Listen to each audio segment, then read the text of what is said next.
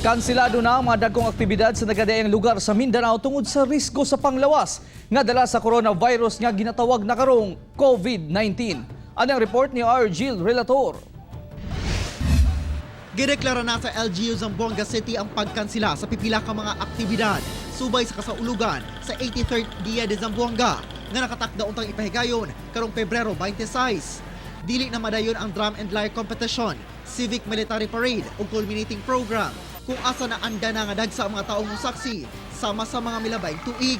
Because we have advisory also, nonetheless by the Department of Health, our Secretary Duque. Samtang sa General Santos City, ang kalipay nga hatod sa Carnival mahulog sa Kamingaw. Human gikan sila sab ang selebrasyon sa Kalilangan Festival 2020. Problemado ang mga trabahador o operator sa peryahan nga gikan pa sa Cebu City. Sanglit nakaset up na sila sa ilang mga rides. Sa kabahin sa LGU ug festival organizer, ila pang hisgutan kung i-refund ba ang mga nagasto sa mga nagkuha og pwesto sa festival area o dili ba kaha, dili na sila maningil og renta sa sunod tuig. Ang Kalilangan 2020 dungan sa kasaulugan sa 81st Foundation Anniversary sa Jansan, ipahigayon unta karong February 14 hangtod 27.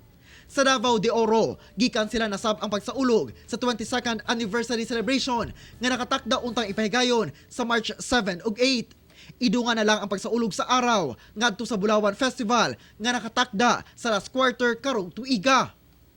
Ako si R. Gil Relator para sa One Mindanao.